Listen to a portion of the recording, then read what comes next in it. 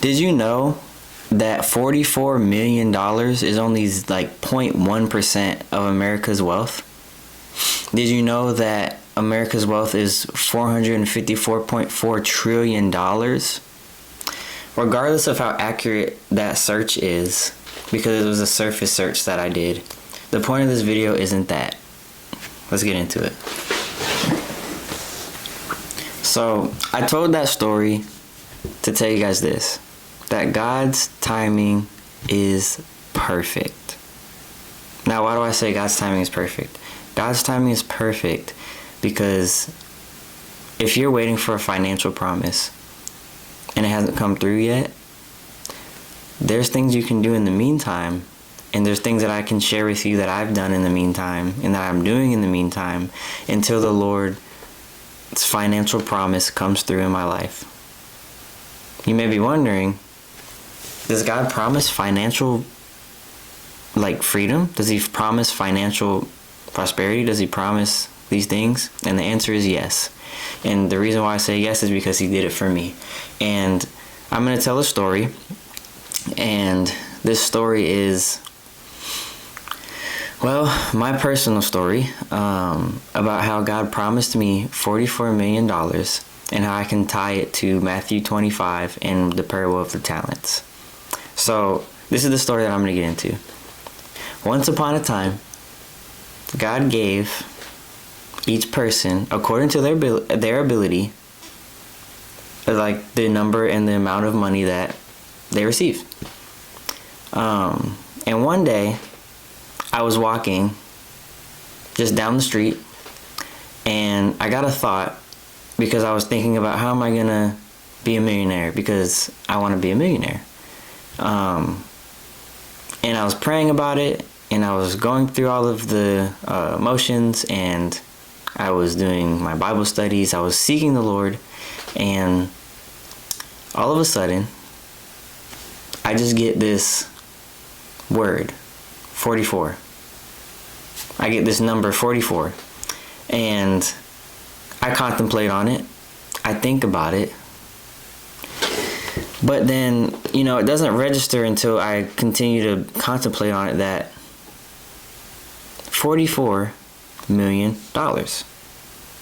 Now, for me, it took a long time to understand what that meant. But then along the way, when God gives you a word, he'll confirm it through other people, but he'll tell you first so that you can go back to him because he's the one that told you first. So I got the word, and then after I got the word, I was like freaking out because I was like, how am I going to get $44 million?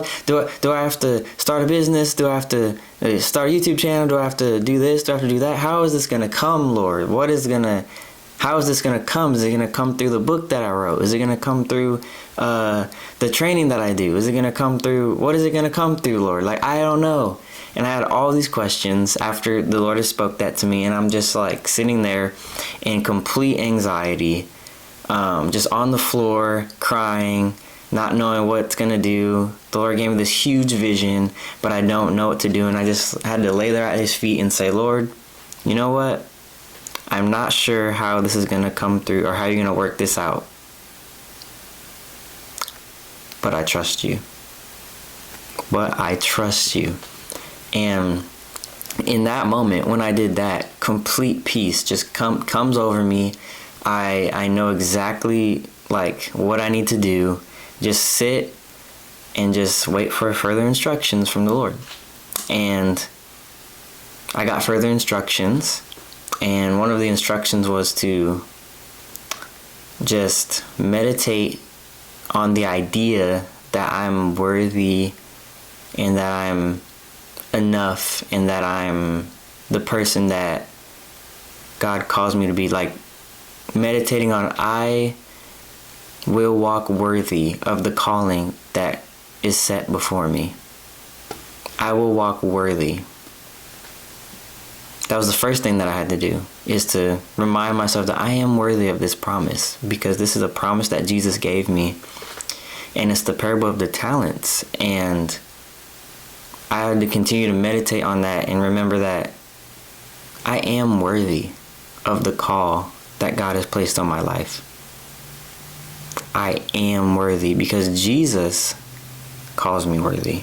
Not because of the works that I've done, not because of the YouTube channel I built, not because of the book that I wrote. I am worthy because Christ calls me worthy. And that's where I can get my identity from. And I had to go through that whole journey. And once I got not completely done with it, I'm kind of still in that journey. I sat with the Lord, and then he gave me further instructions. And after that, one of the instructions was, okay, write out a budget. So I write out a budget for $44 million. I still have it in my notes app. And the crazy thing is like, that was the easiest thing that I could have ever done, because if I didn't make it plain and make it small, then it would be like huge, like what is this huge number? Like, how could I ever figure this out? So I get further instructions, and then I write out the budget, and then after I write out my budget, then I start a YouTube channel. And then I start posting, and then I start doing this, and I start doing that. And then, see, like, one of the reasons why I think, or one of the things that I love about the Lord is that he'll give a word, and then after the word, he'll give you the strength to walk out that word, which is amazing. It's amazing. The word may be a huge vision like he gave me, and there's tons of other visions that he's given me that are huge, which is like mind-blowing to me. But then I sit back and I'm like, okay, Lord, you gave this to me. I know this will happen. Let's walk this out step by step. Let's do this step by step together. And I said yes, and I'm still going step by step. But I wanted to share that with you because, you know, the election happened, and, you know, Trump is going to be president in the inauguration in January. I think it's January 20th. And I believe that there's a shift that's going to happen in the United States. Like, it's a start. There's a start of something new. And I could just see that. And there's a hope for it. And the Lord's been opening up my eyes to so many different things about, you know, like just money and like the treasury of the United States and things of that, and all these little nuances of just money and things. So yeah, we gotta have faith. We gotta have faith if we're gonna really walk this out. If we're really gonna be these entrepreneurs, these Jesus following entrepreneurs, these Jesus following millionaires. I'm gonna walk worthy of the calling that Jesus has set before me. You should walk worthy of the calling that he has set before you, and he'll walk with you, and he will build you up. In due time, you will reap the reward that is yours. I hope that story encourages you. I just wanted to share that. It's my first time actually sharing something like that, and I just felt like this was the right time, and it just seemed like the right time. So that's the story. But I want to give you guys like some points, some tips, some things that will help you in this journey if you're like me and you got a financial promise from the Lord, and it's like, what do I do now? And one of the things I teach on my channel is that as entrepreneurs, the three things that we could do to just enhance our lives and to enhance the call that God has given you, and what he's shown me to do, is that you have a giftings, which is what you're good at. You have your talents, which is the financial promise that God gives you. And then you have desires, which is like the experiences and all of the things that you want to do in life that are amazing to you. And what you can do with those three things is invest your giftings, invest your talents, and invest your desires. So what does that look like?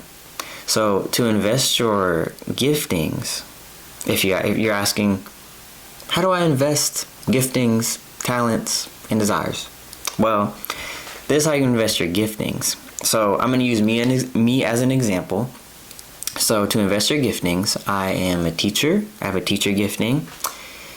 I have a writer gifting, and I have a designing gifting. So what does that look like practically? So to teach, I teach basketball. Writing, I have a writing gift. I wrote a book. I have a designing gift. I design clothing for like my brand that I have for basketball. So practically, how can you take the gifts and the things that you're good at and apply them in the real world?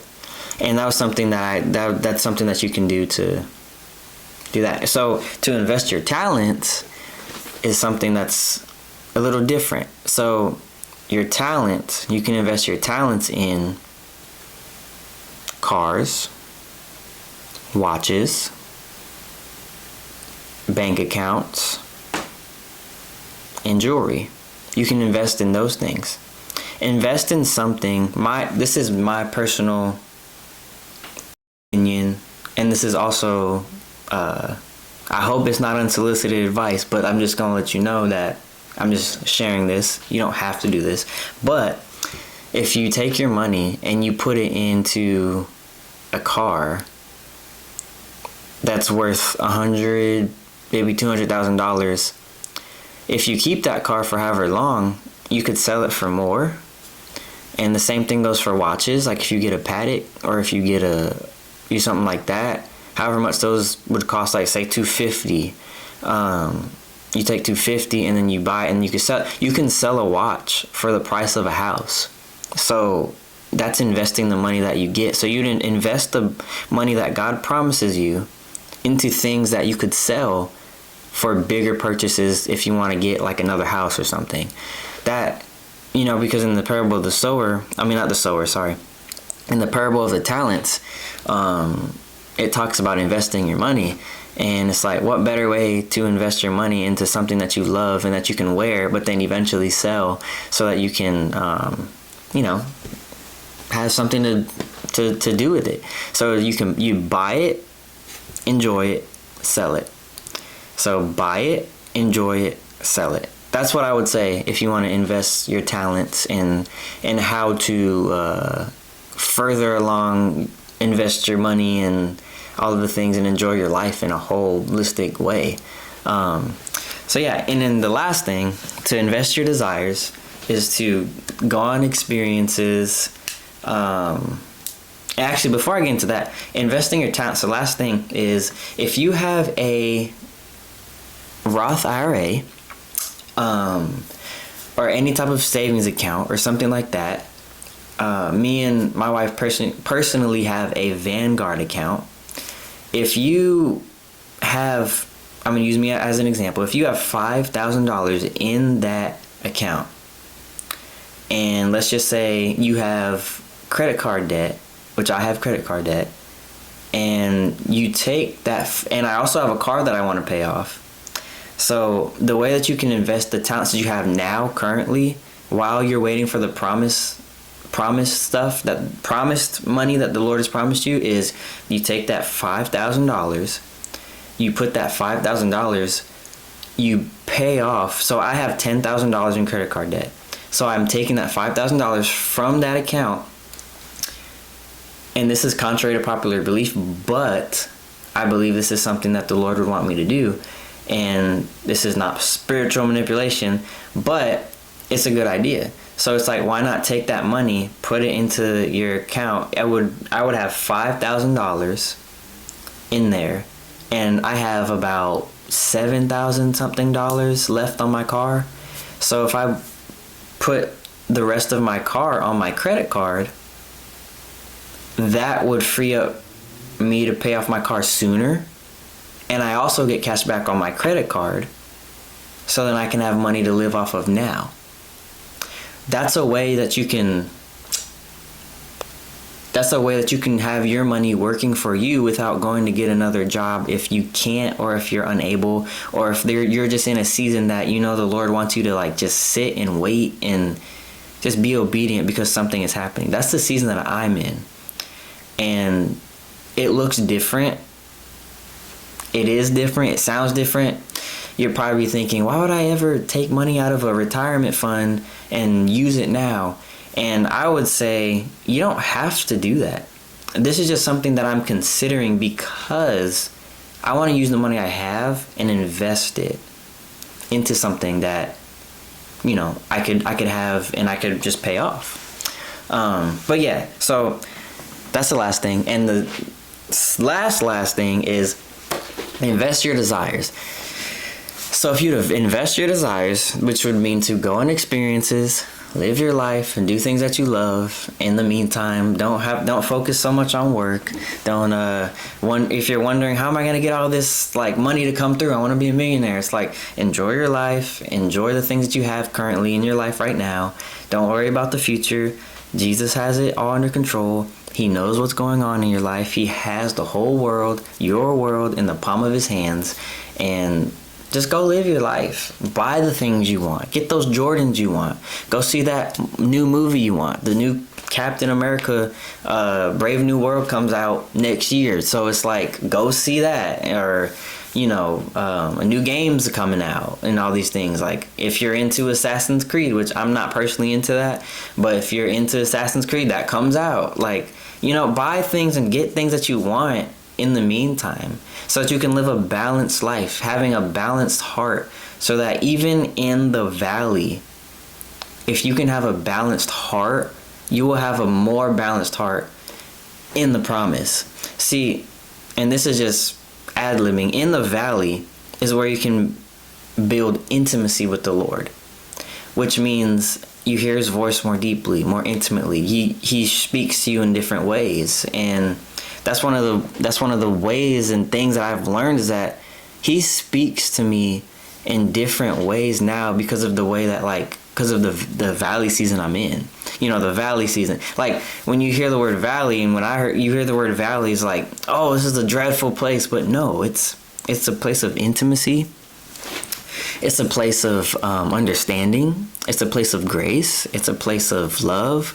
That's what it's about. And yeah, so just stay encouraged and go live your life. Go on experiences. Go do things that are amazing to you. Go buy those things. Go get married. I got married a year ago. Yeah, so, you know, I wear my ring on multiple fingers because it's just cool. Like, you know, I just switch it up once in a while. So it's like, yeah, don't fall into the trap of thinking that you have to have it all together right now. You don't have to have it all together. I just want to let you know, you don't have to have it all together. If somebody says that they have it all together, or if they're acting like they have it all together, there's a good chance that they're fibbing, they're lying. Because nobody has it all together. I mean, they may be further along than you, or they may have. See, I don't like the word further along. Maybe they have wisdom. That's good, but it doesn't mean that they can look down on you if that's something that's happening. So yeah, I just wanted to share that with you guys, man. Stay encouraged, entrepreneurs, man. Like, you can be a Jesus follower and be a millionaire. You can be a Jesus follower and be a millionaire. I'm gonna say it again. You can be a Jesus follower and be a millionaire, because it's biblical. It's Matthew 25. And if you have a personal relationship with Christ, you can be a millionaire and be a Jesus follower. So I just want to let y'all know, stay encouraged. Stay encouraged, stay encouraged. Because, man, I'm telling you right now, like, when this promise comes through in your life, and when this promise comes through in my life, y'all, I'm telling you, it will be the best time of celebration that we could ever have. So I'm hoping that if there's somebody on here that actually has the same, like, vision or something, that we could collaborate, or we could just, like, this is my offer. We can collaborate, we could conversate, we could talk, we could encourage one another in the faith. So whoever you are, wherever you are, if this is for you, I just hope that you would continue to pray for me, and I'll keep praying for you. I hope that you would, if you like this video, that you would subscribe, that you would like the video, that you would share the video.